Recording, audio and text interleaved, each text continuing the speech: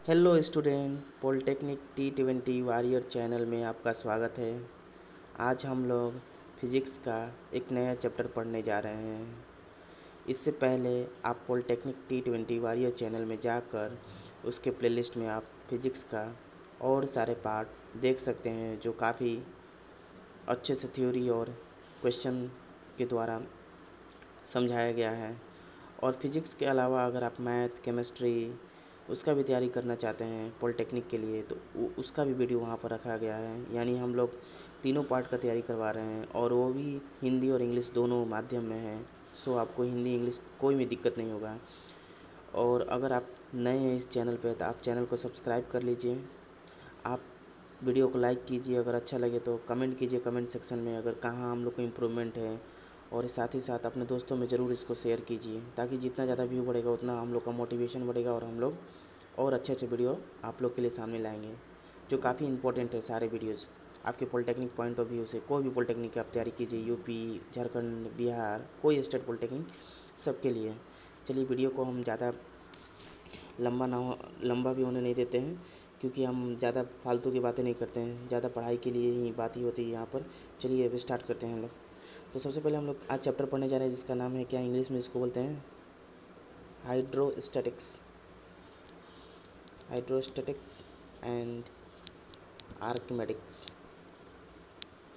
आर्किमेडिक्स principle पढ़ेंगे, यानी हिंदी में इसको बोलते हैं द्रव स्थितिकी आर्किमेडिक प्रिंसिपल, यानी आर्किमेडिक सिद्धांत। ओके, चलिए ये चैप्टर हम लोग स्टार्ट करने जा रहे हैं। सबसे पहले इसमें एक आता है टर्म जिसको बोलते हैं दाब। दाब क्या होता है, यानी इसको बोलते हैं इंग्लिश में हम लोग प्रेशर।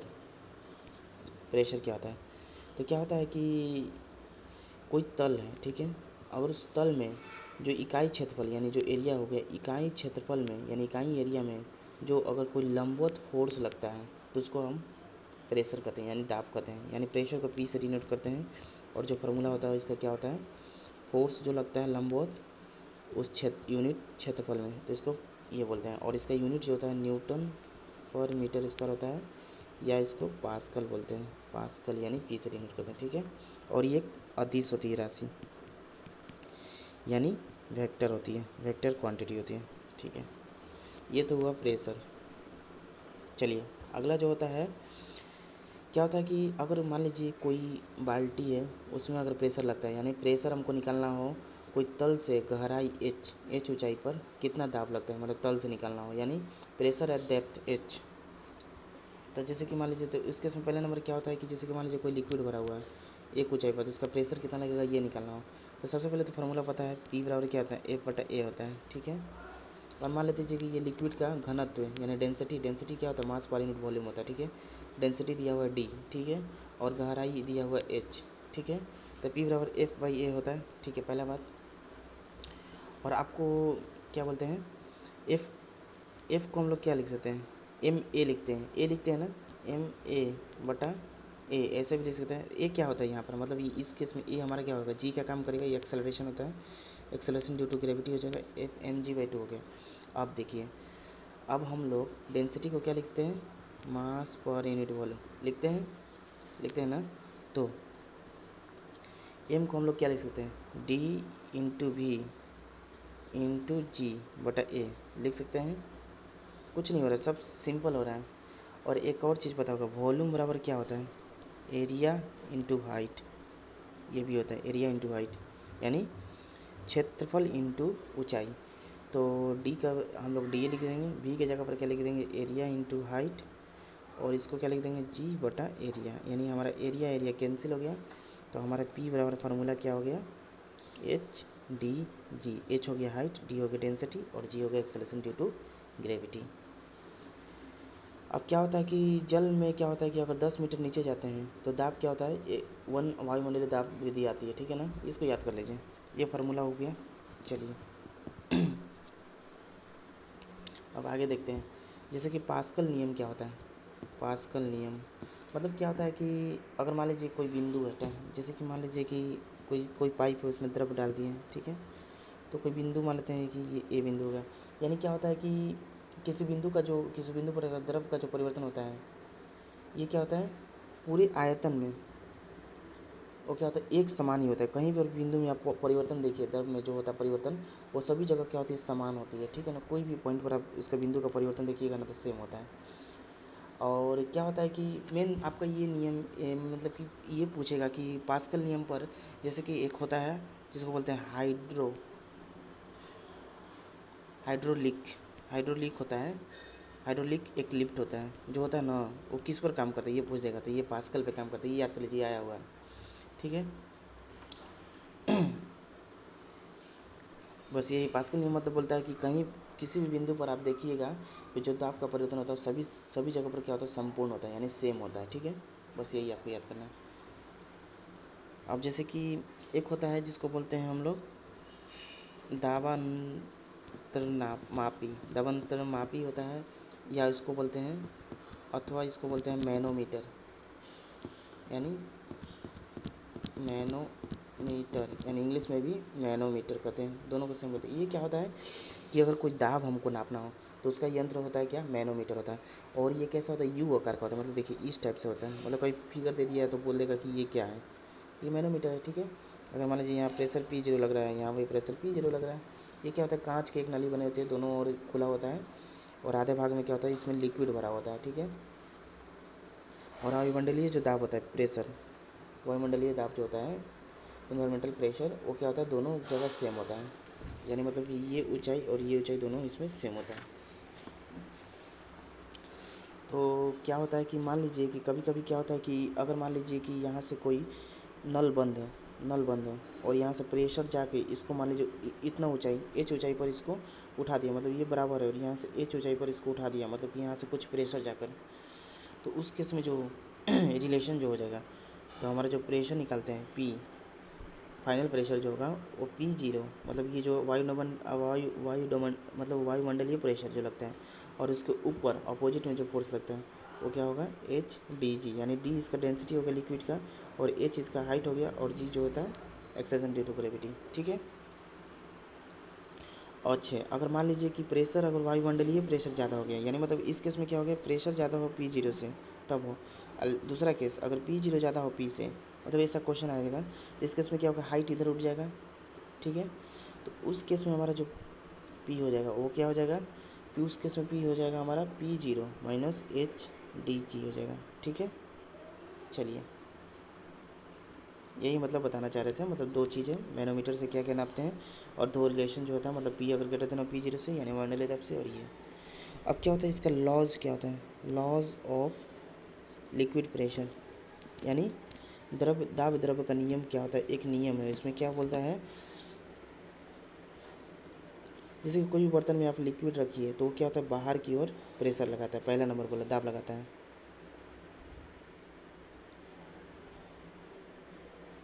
और प्रत्येक बिंदु पर आप द्रव्य देखिएगा तो उसका क्या होता है, दाब द्रव क्या होता है सेम होता है, और स्थिर द्रव जो होता है किसी बिंदु पर क्या होता है, द्रव दाब सभी दिशाओं में समान होता है, ठीक है ना, स्थिर दाब होता है। बस यही सब रूल है, कुछ नहीं है, मतलब बाहर की ओर ज़्यादा लगाता है, और स्थिर जो द्रव होता है वो किसी बिंदु पर दाब द्रव जो होता है सभी जगह सेम लगाता है। अगर क्षैतिज तल में अगर स्थित द्रव है तो प्रत्येक बिंदु पर दाब द्रव क्या होता है समान होता है। ये सब छोड़िए, ज़्यादा इंपॉर्टेंट नहीं है। अब क्या होता है, जिस अगला पॉइंट है जो बहुत इंपॉर्टेंट है, जिसको बोलते हैं उत्प्लावन बल।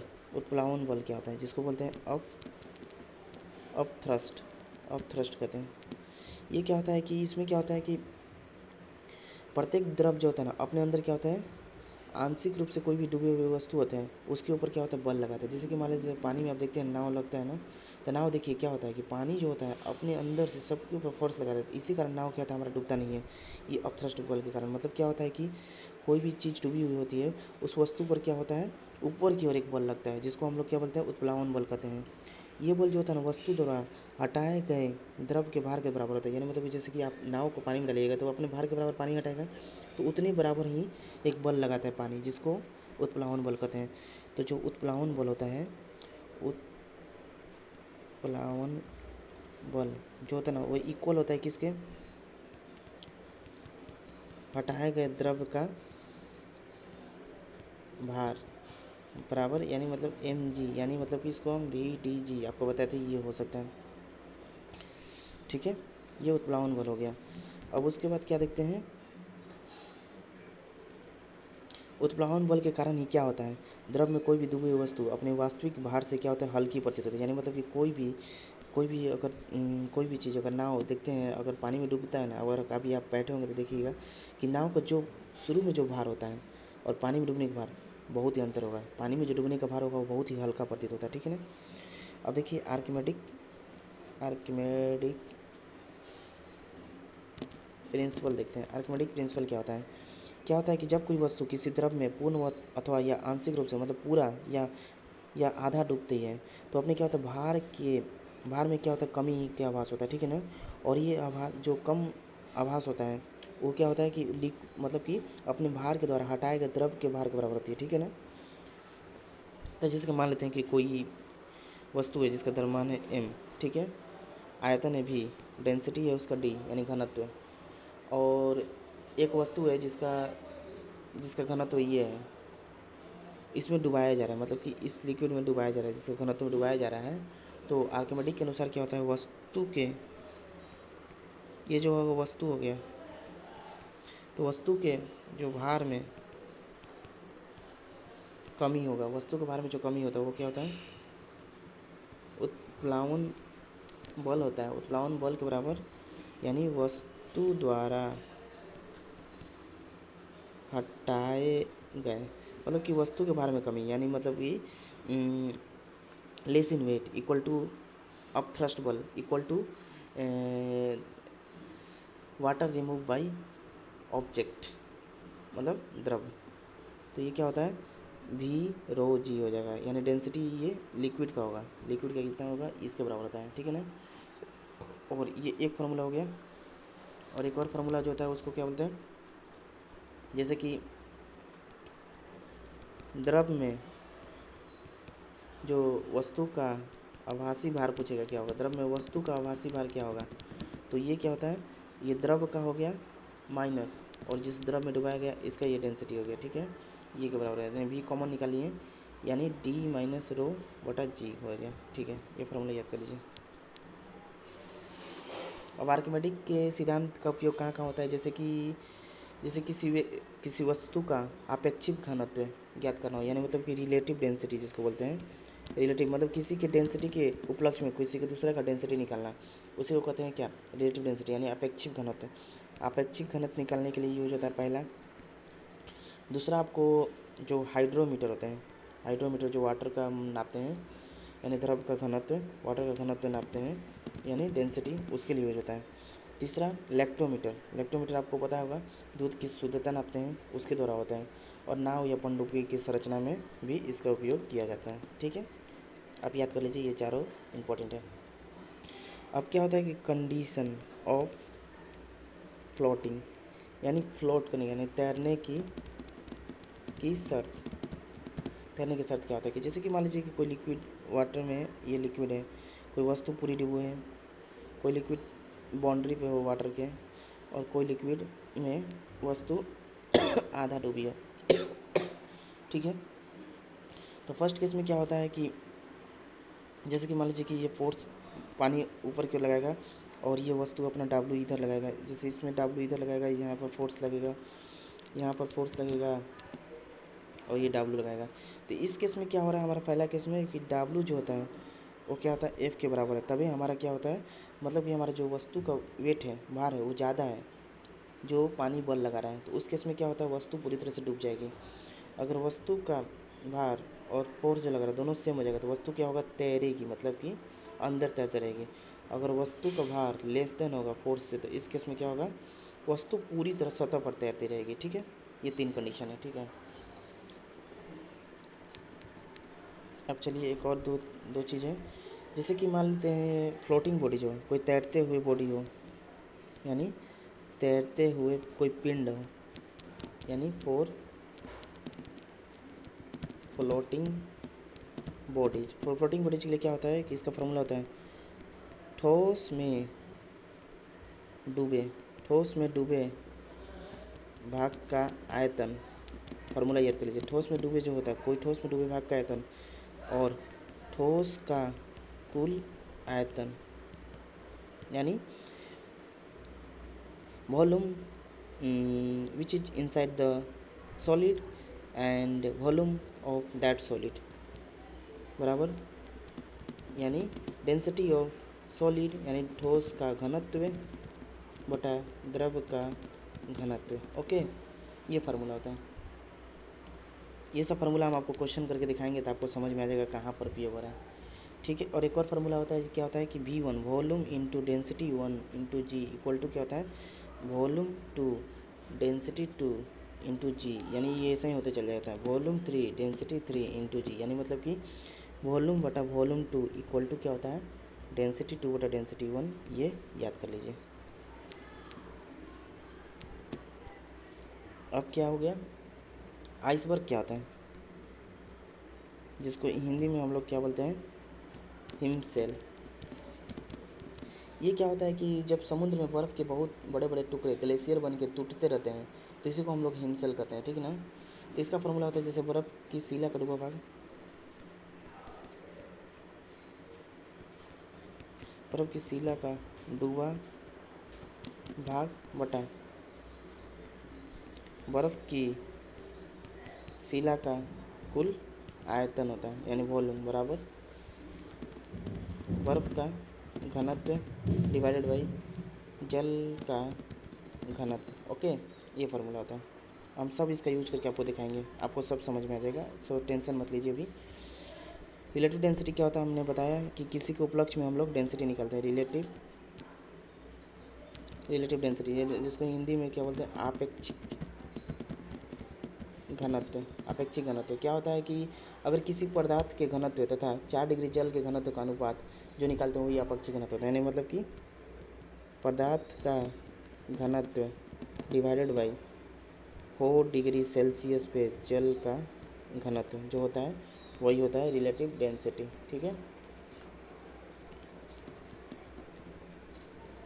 अभी क्या होता है, एटमॉस्फेरिक प्रेशर क्या होता है, यानी मतलब एटमॉस्फेरिक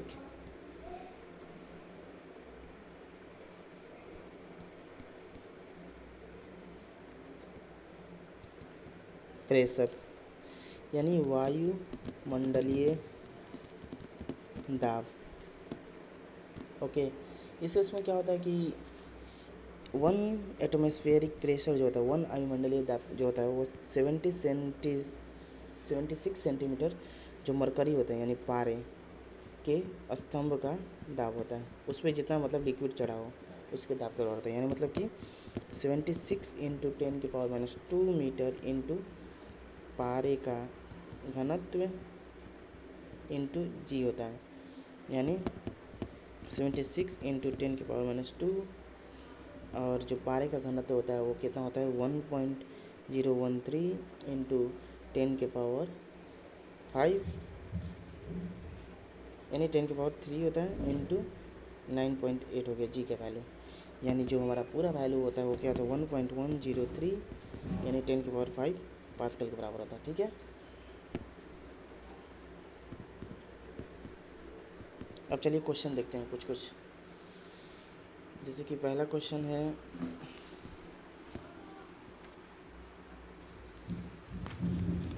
कि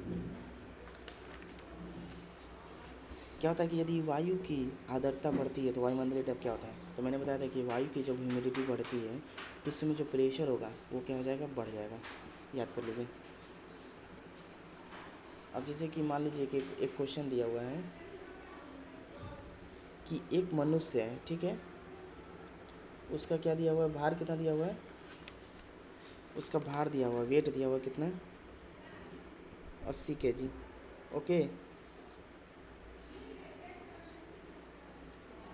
एक मनुष्य है जिसका भार दिया हुआ है 80 kg, और उसके बाद क्या हो गया कि उसका प्रत्येक पैर का तलवे का क्षेत्रफल कितना दिया हुआ है, यानी एरिया दिया हुआ कितना, 400 वर्ग सेंटीमीटर स्क्वायर। ठीक है, और क्या मनुष्य के खड़े होने पर पैरों द्वारा पृथ्वी पर लगाया गया दाब कितना होगा, मतलब हमसे प्रेशर पूछ रहा है कितना होगा। तो क्या बोलते हैं कि एरिया हमारा दिया हुआ कितना है, पेंसिल पहले चेंज करते हैं, एरिया हमारा क्या दिया हुआ है 400 सेंटीमीटर दिया, उसको मीटर में चेंज कर लेंगे, यानी 0.04 मीटर स्क्वायर होगा। कन्वर्जन आप देख लीजिएगा जाकर मेरे कन्वर्जन वाले वीडियो में। अब क्या होता है, दोनों तलों का यानी मतलब दोनों पैरों का, दोनों तलों का क्षेत्रफल देख लेते हैं। दोनों तलों का क्षेत्रफल क्या हो जाएगा, 2 इंटू एरिया हो जाएगा, यानी 2 इंटू 0.04। अगर इंग्लिश वाले आपको क्वेश्चन इंग्लिश में अगर नहीं समझ में आ रहा होगा पढ़ने में, तो आप हमको बताइएगा, मैं इसको इंग्लिश करके भी ही दे दूँगा। तो प्रेशर बराबर क्या होगा, फोर्स पर यूनिट एरिया होता है ना। तो यानी mg बटा एरिया। mg हमारे क्या दिया, 80 kg दिया हुआ था, यानी 80 इंटू जी का वैल्यू कितना रख देते हैं, 10 ले लेते हैं, ठीक है, 80 जी हो गया, ठीक है ना। और इसको मतलब केजी को चेंज कर देते हैं तो 100 डिवाइडेड बाई एरिया हो गया 0.08 हो गया। तो इसको कैंसिल करिएगा तो आपको 10⁴ न्यूटन पर मीटर स्क्वायर आएगा, ठीक है। अब इसको सॉल्व कीजिए, हो जाएगा, कोई दिक्कत नहीं है। अब एक और क्वेश्चन है जिसमें क्या दिया हुआ है कि एक 0.7 सेंटीमीटर अपेक्षित घनत्व वाली, यानी अपेक्षित घनत्व दिया हुआ है, जो अपेक्षित घनत्व वाली वस्तु का इतना सेंटीमीटर की यानी वॉल्यूम दिया हुआ है, द्रव में डूबा रहता है। तो द्रव का जो अपेक्षित घनत्व इतना दिया हुआ है, तो वस्तु का कुल आयतन कितना होगा। तो मैंने क्या बताया था फार्मूला, मैंने फार्मूला एक बताया था आपको कि जो डूबे हुए भाग का आयतन, एक फार्मूला होता है बटा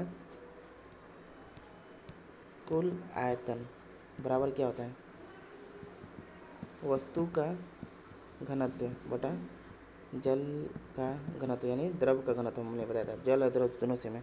तो डूबे हुए क्या बोल रहा है, भाग में आयतन, तो डूबे हुए भाग कितना है, 500 दिया हुआ है, यानी देखिए क्या 500 सेंटीमीटर आयतन द्रव में डूबा रहता है। कुल आयतन यानी वॉल्यूम भी मान लेते हैं। वस्तु का घनत्व कितना दिया हुआ है, सापेक्षिक घनत्व 0.75 दिया, और जल का घनत्व कितना होता है, 1.02 होता है, ये दिया हुआ अपेक्षिक घनत्व जल का। तो यहाँ से आप सॉल्व कीजिए, तो v का वैल्यू आप सॉल्व कीजिए, आप आंसर आप हमको बताइए कमेंट सेक्शन में क्या होगा। मैंने आपको फार्मूला दिखा दिया, मतलब कहाँ पर यूज होता है। अब जैसे कि मान लीजिए बर्फ़ का अपेक्षित घनत्व कितना दिया हुआ है, 0.9 दिया हुआ है, और जल में तैरते समय एक बर्फ़ की शिला जो भाग जल में डूबा रहता है उसका क्या होगा। तो क्या बोले थे फिर से, ये फार्मूला कि जो डूबे हुए भाग का आयतन डिवाइडेड बाई कुल आयतन बराबर क्या हो जाएगा, वस्तु का घनत्व डिवाइडेड बाई जल का घनत्व, ठीक है। तो जल में डूबे हुए भाग का घनत्व मान लेते हैं कितना है, x है, और कुल आयतन कितना है, v है। तो क्या दिया हुआ है कि हमारा कि बर्फ़ का अपेक्षित घनत्व इतना है, मतलब बर्फ़ का अपेक्षित घनत्व कंपेयर टू जल में दिया हुआ कितना है, तो 0.9 दिया हुआ है, ठीक है। दोनों दिया हुआ, वस्तु का घनत्व और जल का घनत्व के रिस्पेक्ट में। तो यानी मतलब x बराबर क्या हो जाएगा, 0.9 भी, देखिए क्या है, वर्क का अपेक्षित घनत्व, अपेक्षित मतलब उसका किसी के रिस्पेक्ट में दिया हुआ है, ठीक है। तो हमारा x निकल गया, ठीक है, यानी मतलब कि इसको लिख सकते हैं 9/10 भी x हमारा पता चल गया। तो पूछ रहा है कि जल में तैरते समय एक बर्फ़ की शिला जो भाग में डूबा रहेगा वो क्या है। तो मतलब क्या नहीं, जल में जो होता है यानी कुल आयतन में डूबे हुए भाग का आयतन बताना है, तो कितना हो जाएगा, 9/10 भी हो जाएगा। क्यों ना पूछ रहा है, बर्फ़ का जो होता है ना 9/10 जो भाग होगा, बर्फ़ का 9/10 वो क्या होगा, पानी में डूबा रहेगा, मतलब इससे हम लोग ये सिद्ध हुआ, ठीक है। चलिए अब हम लोग वीडियो को यहीं पर पॉज करते हैं। अगर कहीं पर भी आपको दिक्कत हुआ होगा समझने में, आप कमेंट सेक्शन में ज़रूर कमेंट कीजिए, आप वीडियो को लाइक कीजिए, शेयर कीजिए अपने दोस्तों के साथ, और हम लोग और अच्छे अच्छे क्वेश्चन लेकर आएंगे MCQ में। आप वहाँ पर जाकर वीडियो को देखिए, MCQ भी अच्छे हैं। चलिए तब तक के लिए बाय।